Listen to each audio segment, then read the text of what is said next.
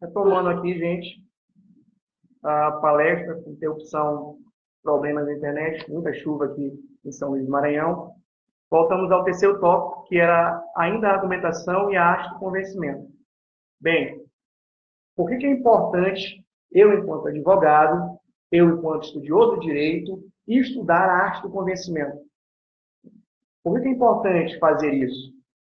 Percebam, gente, que a arte do convencimento, a arte de persuadir alguma pessoa sobre aquela posição jurídica que eu tenho, aquela posição jurídica que é interessante para o meu cliente, é de suma importância para qualquer advogado, para qualquer estudioso. Entendam que a arte do convencimento é uma das estratégias que todo advogado precisa fazer, precisa estudar. Ou seja, eu tenho que utilizar de diversos mecanismos para que eu consiga convencer um tribunal, ou juiz, o promotor, se for o caso, o procurador, se for o caso, a depender da situação. Então, se eu for fazer uma petição jurídica, se eu for fazer um parecer jurídico, se eu for fazer qualquer uma das petições, recursos administrativos ou até artigos científicos, eu sempre vou trabalhar nessa senda, tentando convencer o meu leitor, tentando convencer o meu ouvinte, tentando convencer o magistrado, no caso das petições. Então, percebam, é importantíssimo, como eu já falei anteriormente, que nós, enquanto advogados, estudiosos de direito, estudemos de forma profunda a hermenêutica jurídica. A hermenêutica é a essência da interpretação.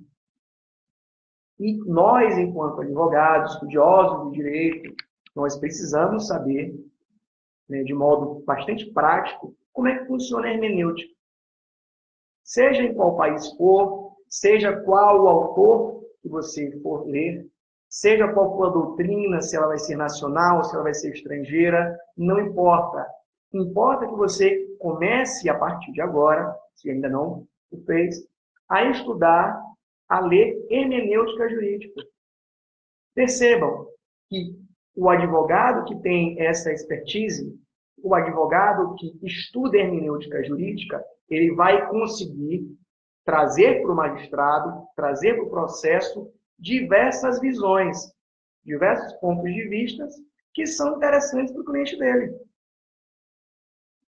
Ou seja, eu vou trabalhar diversos pontos de vista dentro da minha petição, dentro do meu recurso, sendo que todos eles são favoráveis ao meu cliente, são favoráveis aos interesses do meu cliente.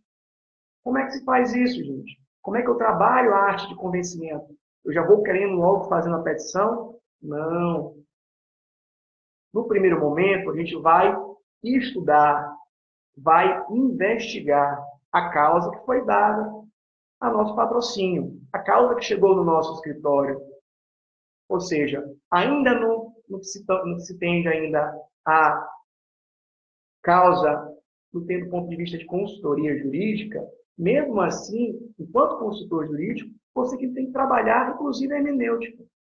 Você tem que entregar para o teu cliente, seja como assessoria jurídica, consultoria jurídica, advocacia contenciosa, advocacia preventiva, você tem que entregar o melhor trabalho possível. E para você entregar o melhor trabalho possível, é necessário uma investigação profunda sobre o tema. Ah, caro doutor, o cliente só me pediu uma consultoria. Então, eu não vou entregar tudo de mão beijada para ele. É um erro seu. Faça o melhor possível, mesmo em caso de consultoria. Porque é o seu nome, é o seu trabalho, é a sua reputação que está em jogo. Tranquilo, gente? Então, ao responder uma consultoria, responda de forma precisa, objetiva, com bastante profundidade, para que o cliente perceba o grau de conhecimento que você tem enquanto advogado. Inclusive na sua escrita. Vou responder um parecer, vou fazer um parecer jurídico, vou fazer somente uma consultoria jurídica por e-mail, vou fazer de modo formal, de modo solene, demonstrando o meu conhecimento de artigos, de diplomas de lei, de jurisprudência, de doutrina estrangeira, se for o caso, e julgados das cortes internacionais. e por aí vai. O nosso próximo tópico é a linguagem. Ou seja, gente, como é que a gente vai trabalhar a linguagem enquanto estudioso de direito? Será que a gente viu isso na faculdade, trabalhar a linguagem? E aí não importa se você vai falar espanhol na sua petição, se você vai falar inglês, se você vai falar a língua portuguesa. O que importa é a forma com que você vai se expressar. A forma com que você vai expor as suas ideias no papel. A forma como você vai peticionar. Isso é de suma importância, porque a depender da forma que você vai expor as suas ideias no papel, no peticionamento judicial eletrônico, o juiz vai te encarar de uma forma. Então, é possível, na verdade, é plenamente possível que o advogado continue a treinar a sua redação jurídica. Isso é um treinamento contínuo, é um treinamento continuado. Eu não posso simplesmente negligenciar o meu estudo de redação. Eu não vou deixar, não, eu já passei no exame da ordem aqui para os brasileiros, eu já passei no exame da OAB, então eu não preciso mais estudar redação jurídica, eu não preciso mais saber o esqueleto, não preciso mais saber o norte de cada uma das petições, não preciso saber como é que se faz cada recurso, como é que se escreve, como é que tem que se escrever cada recurso, quais os verbos nucleares eu preciso utilizar no caso de recurso. Isso é importante, porque demonstra o conhecimento do advogado. Tranquilo, gente? Então, para resumir do ponto de vista de linguagem, qual a linguagem que você deve utilizar na sua petição? A linguagem mais tranquila possível. A linguagem que você consiga se identificar, o seu estilo de escrita tem que ser, pode ser, na verdade, qualquer um deles, mas o que deve prevalecer é a sua clareza. Eu trouxe à baila, na minha petição inicial, diversos temas, diversos argumentos. Eu narrei na minha parte dos fatos diversas situações. E nessas situações, eu tenho que trabalhar a minha parte do direito. Eu tenho que trabalhar a minha fundamentação jurídica para justamente eu fazer o elo entre a parte dos fatos e a parte do direito. Eu tenho que fazer, aqui no Brasil, o que a gente chama de subsunção jurídica. E o que é subsunção jurídica? Eu trabalhar a parte dos fatos com uma narrativa coesa, coerente, e trabalhar da mesma maneira e com profundidade maior o direito. O direito numa redação jurídica seria o quê? Seria a parte do desenvolvimento, gente. Ou seja, na parte do direito, da sua petição, do seu recurso, do seu parecer, você vai demonstrar para o seu julgador, seja ele um órgão público, um secretário, seja ele um juiz, seja ele um colegiado, né? Você vai demonstrar o seu conhecimento jurídico. E mais, você vai trabalhar os seus argumentos de um lado, e com cada argumento que você trabalhar, você vai trazer a sua fundamentação jurídica. E aí a gente para poder explicar quais as fundamentações jurídicas que a gente deve utilizar. Vamos responder aqui ao nosso Ramiro rapidamente. Como manter o equilíbrio do pressuposto teórico e a letra da lei nas petições? Bem, isso é uma questão complexa, né, gente? Como é que a gente vai manter o equilíbrio numa petição entre a letra da lei e os pressupostos teóricos? O que eu recomendo para vocês, gente, né? Adiantando um tópico que vai ser no final falado, é basicamente manter, ou seja, primeiro, na minha petição, na minha parte do direito, eu preciso comentar a letra de lei. Eu vou primeiro trabalhar com a letra da lei. Vamos supor, Constituição Federal do Brasil, ou Constituição Argentina, ou Constituição Boliviana. Primeiro eu vou trabalhar a Constituição, a norma fundamental daquele país, a norma basilar do ordenamento jurídico daquele país. Posteriormente, a letra da lei, se for o caso, eu fundamento e explico por que eu coloquei aquela letra de lei na parte do direito. E qual o nexo daquela letra de lei Desculpa, gente. Qual é o nexo daquela letra de lei no caso concreto a qual eu estou peticionando? Isso é importantíssimo. Eu não posso simplesmente, numa petição, no desenvolvimento da petição, no desenrolar da minha petição, simplesmente soltar uma norma jurídica ao vento. Soltar uma norma jurídica sem eu fundamentar o porquê que ela está ali.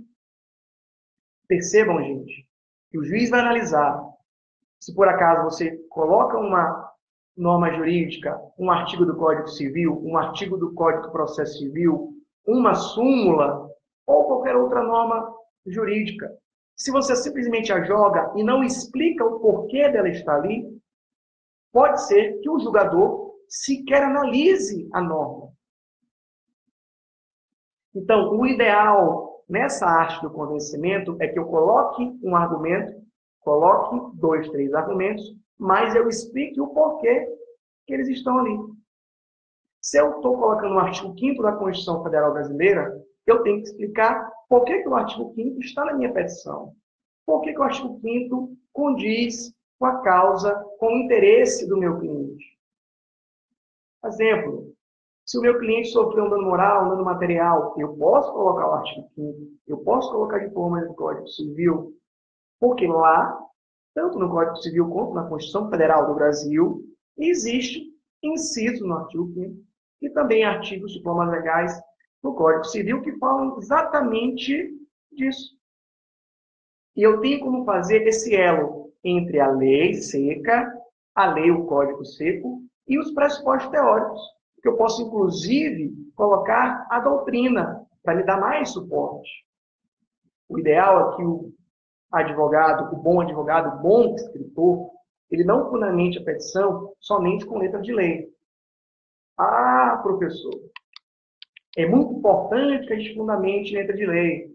Isso eu fiquei sabendo desde os primórdios da faculdade. É importante, sim, gente.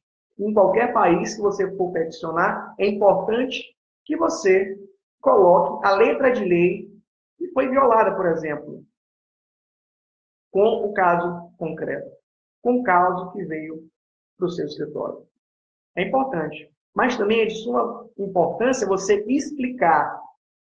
Por isso que eu falei que a comunicação tem que ser clara, objetiva, tem que ser explicativa. Eu tenho que explicar por que eu coloquei aquela norma jurídica, por que eu coloquei aquele princípio, por que eu coloquei aquele pressuposto teórico na minha petição, no meu recurso administrativo, na minha contestação. Se eu explicar isso bem, é evidente que eu ganho pontos com quem vai analisar a minha causa. Tranquilo, gente? Então, o seu desenvolvimento da petição tem que ser o mais explicativo possível, o mais coerente possível, e você tem que botar na sua estratégia de defesa do seu cliente o máximo de normas jurídicas, sejam elas jurisprudências, doutrina, artigos de lei, artigos científicos. Né? E aí, eu espero ter respondido a pergunta. Vamos ao próximo tópico, que é argumentação jurídica e estratégia, gente. Percebam, gente, isso aqui é fundamental.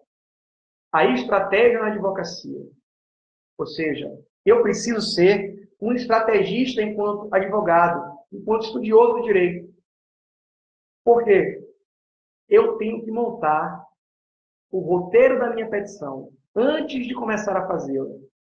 Ah, professor, mas que roteiro é esse? Como é que eu vou montar um roteiro? Como é que eu vou montar um cronograma de uma petição? Como é que eu farei isso? Cara, professor, o ideal, gente, é que vocês façam a linha do tempo desde a parte dos fatos. Vamos aqui dar uma ênfase à petição inicial. Numa petição inicial, você tem como fazer a linha do tempo, não é isso? E a linha do espaço. Ou seja, aconteceu tais fatos, dia tal, hora tal, em ambiente tal. Aconteceram outros fatos, em dia tal, hora tal, em ambiente tal.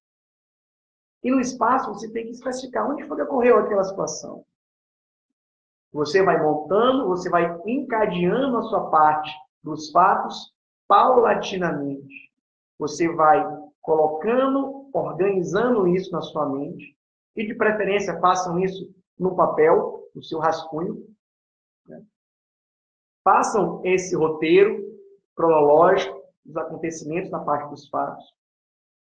Ah, professor, terminei o meu roteiro. Então, vamos iniciar a parte dos fatos. Isso eu estou falando numa petição inicial. Numa petição inicial, você vai fazer esse roteiro, finalizei o roteiro, coloquei tudo que eu tinha que colocar na minha narrativa na parte dos fatos, da inicial, tranquilo. Na parte final dos fatos, eu vou fazer a minha subsunção jurídica. Ou seja, eu vou fazer o meu elo, vou fazer a ligação entre a parte dos fatos e a parte do direito.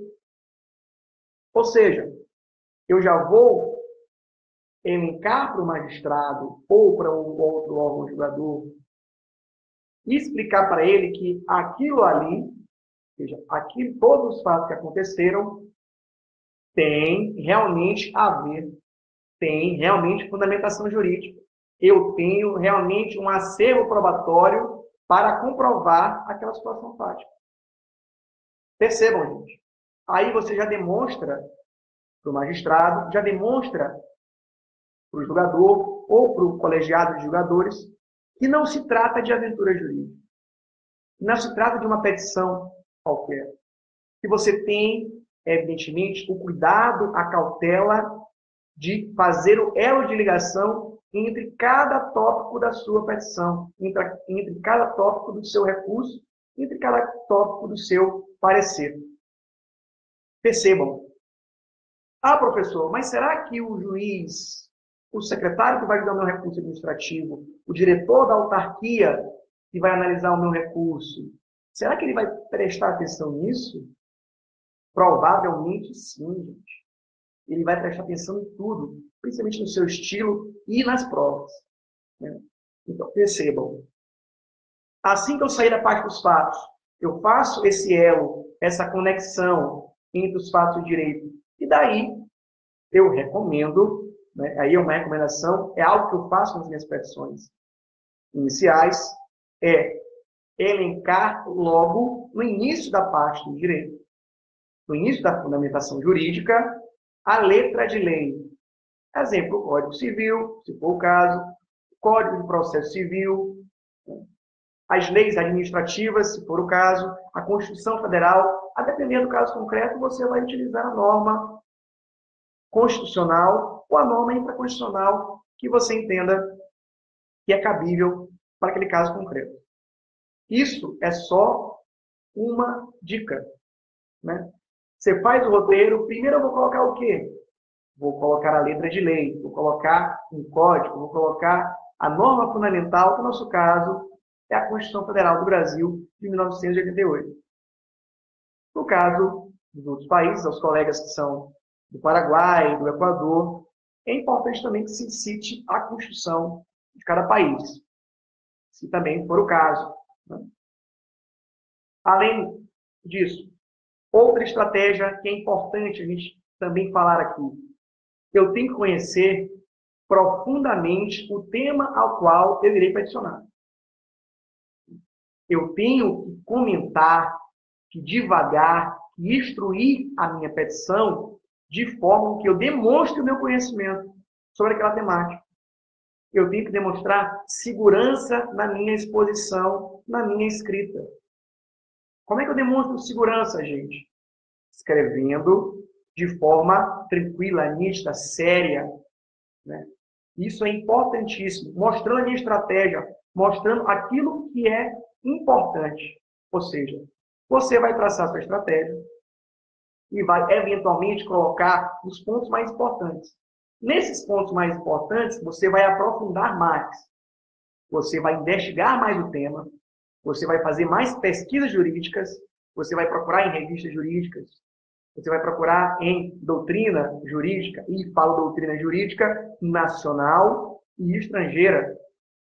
E eu vou procurar em que mais, gente?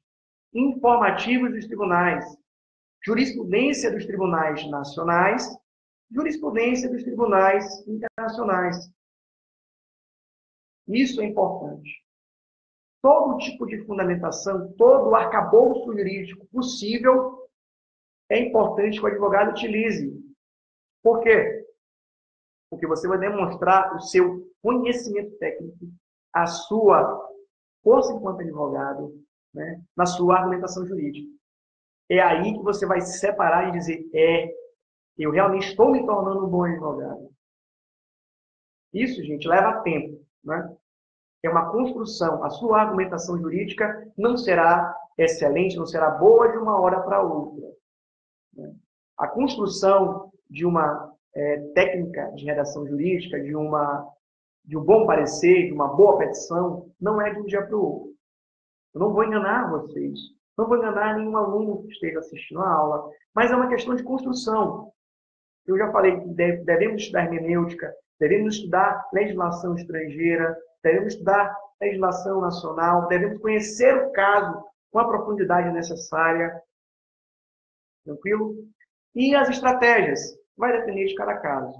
Se eu sou um advogado criminalista, qual é a minha estratégia, caro senhor? Se eu sou um advogado criminalista, eu preciso necessariamente saber de forma profunda a teoria das nulidades. Ou seja, eu tenho que saber exatamente como buscar as nulidades naquela denúncia, como buscar as nulidades naquele caso concreto, como defender o meu cliente em um inquérito administrativo, inquérito civil, também inquérito penal. Eu preciso trabalhar a teoria das nulidades enquanto denúncia, enquanto processo penal. Além disso, para os amigos que são criminalistas, além da teoria das nulidades, o que eu recomendo? Basicamente, o estudo dos princípios constitucionais. O criminalista sabe demais os princípios constitucionais. Quais são, gente? Ampla defesa, contraditório, princípio da proporcionalidade, da razoabilidade, né? E, dentre outros, princípio da legalidade, da lei penal no tempo, lei penal no espaço, principalmente, já para os amigos criminalistas, né? Estudem de forma profunda o garantismo, né, de Luigi Ferraioli, que é um autor renomado, um autor italiano renomado do ponto de vista penal. Passamos agora para o próximo tópico. Eu falei até agora de comunicação escrita, mas, gente, comunicação oral, a oratória do advogado tem que ser excelente. Ou seja, além da minha argumentação jurídica escrita, se for o caso de um julgamento, além da minha defesa escrita, eu terei que fazer a sustentação oral. E agora, caro professor? Eu tenho que fazer a sustentação oral. O que eu vou fazer? Eu vou preparar, da mesma forma que eu preparo a petição inicial, preparo um recurso, preparo uma palestra, preparo a minha aula para os meus alunos, eu vou preparar um roteiro, gente. Eu vou preparar um roteiro escalonado e também cronológico para que eu me guie, para que seja o meu norte na minha sustentação oral. Seja minha sustentação oral criminal, seja minha sustentação oral em um processo civil, isso é importantíssimo, gente. Crie um guia, né? Eu criei aqui um guia para fazer essa palestra para vocês, né? E eu recomendo isso para qualquer petição, para qualquer sustentação oral, para qualquer audiência. Ah, eu vou para uma audiência.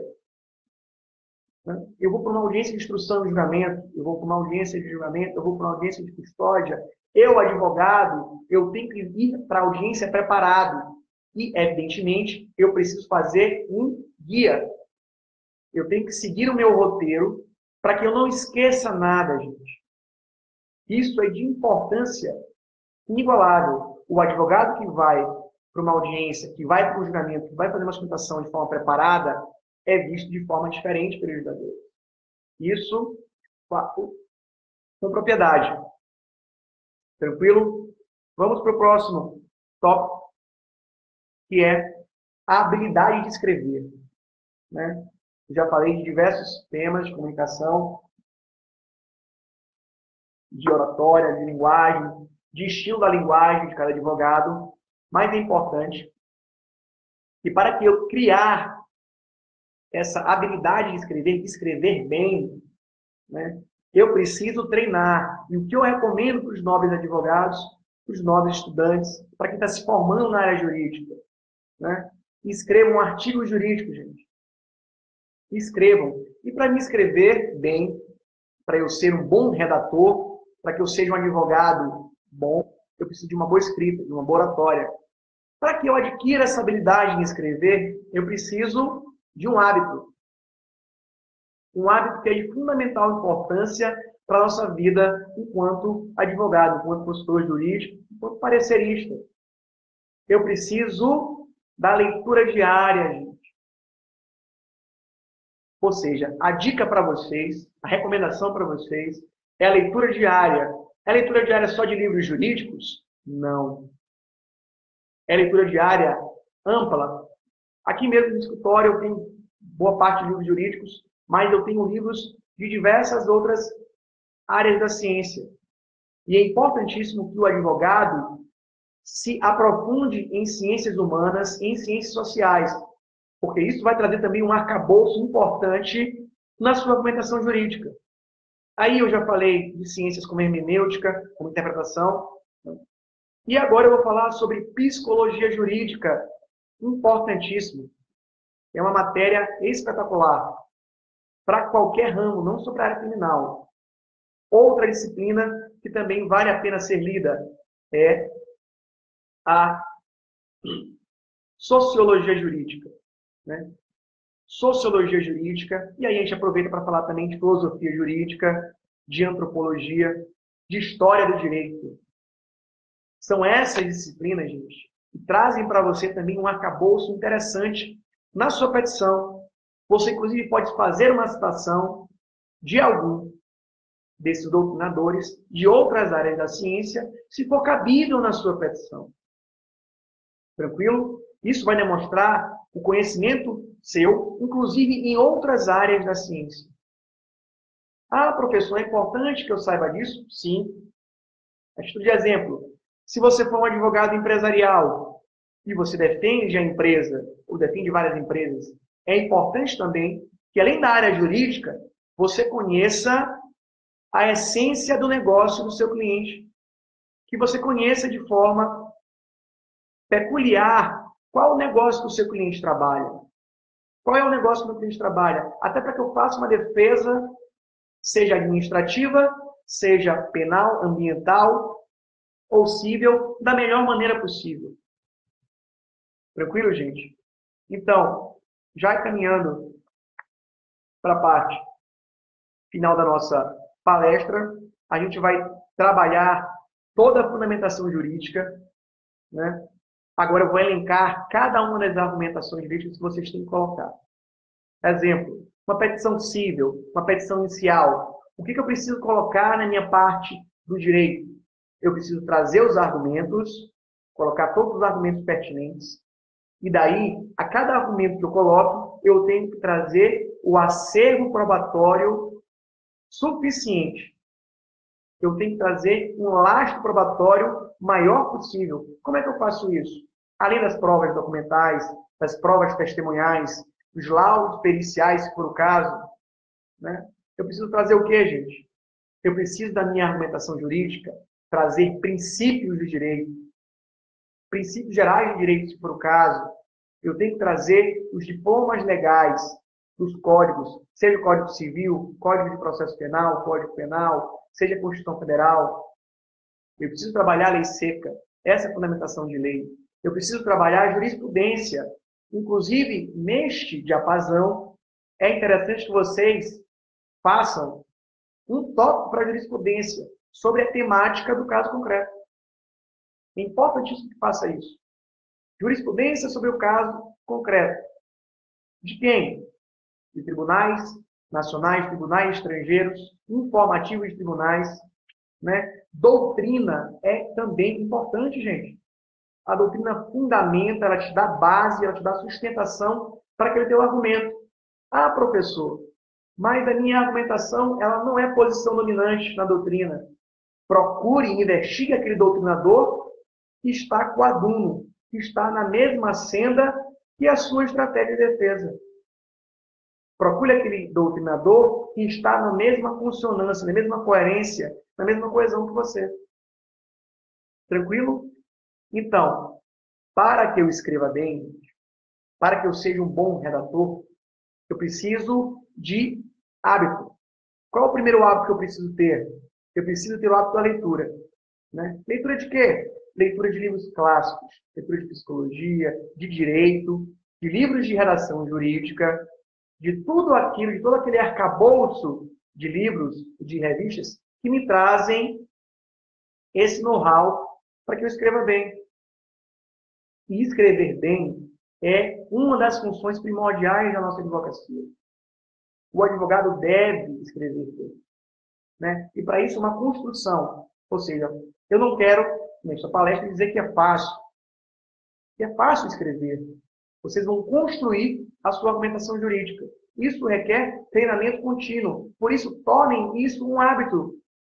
Eu vou escrever uma petição, eu vou escrever um artigo científico, eu vou fazer um roteiro prévio, eu vou fazer um planejamento para aquilo.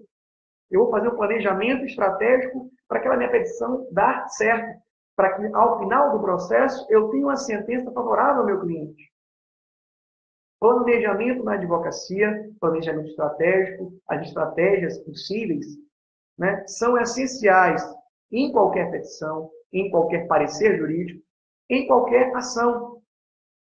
Né? Eu faço o meu roteiro, seja da petição mais simples, da petição de média complexidade, para a petição de maior complexidade possível. Eu sim faço um roteiro.